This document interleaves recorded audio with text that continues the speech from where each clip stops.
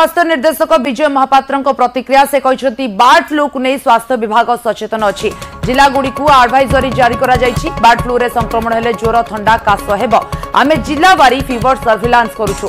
Pipili bird flu रो उत्स तेणु रैपिड रेस्पॉन्स टीम आज पिपिली जाइछंती। जो एरिया रु बर्ड फ्लू बाहरी से अंचल को कंटेनमेंट कर दिया जाउछि। बर्ड फ्लू हेले तुरंत कुकुड़ा को मारी देई पोती देबा दरकार। सबुदिन पब्लिक हेल्थ यूनिट द्वारा तथ्य संग्रह करा जाउछि। पिपिली सह अन्य अंचल को भी ध्यान रे रखिछु। बर्ड फ्लू कुकुड़ार कंटाक्ट रे मनीष आसीबा उचित नुहे।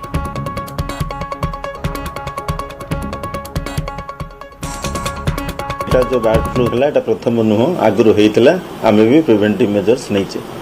नंबर 2 है प्रिवेंटिव मेजर्स खाली हेल्थ डिपार्टमेंट रो काम आसो जमी ट्रिटमेंट पर्पज रे आसो ता नुह प्रिवेंटिव पर्पज रे जोटा कि वेटनरी डिपार्टमेंट रो कोऑर्डिनेशन रे समस्त जति स्टेक होल्डर अच्छे से कोऑर्डिनेशन रे काम होछि। आमर मेन एम रहा कथा जोटी इन्फेक्शन डिक्लेयर होती तार पेरीमीटर को आम सैनिटाइज करवा। जोटी इन्फेक्शन होती गवर्नमेंट ऑफ इंडिया रो गाइडलाइन अनुसार से कुकुड़ा मानक केमिति डिस्पोज करा आज पर गाइडलाइन सेटा आपण माने देखुथिबे आपण माने रिपोर्ट करचंती वेटनरी डिपार्टमेंट तरफ करा होची। हमर काम होला जेमिति आमे डिटेक्ट करबा सिम्पटोमेटिक डिटेक्ट करबा।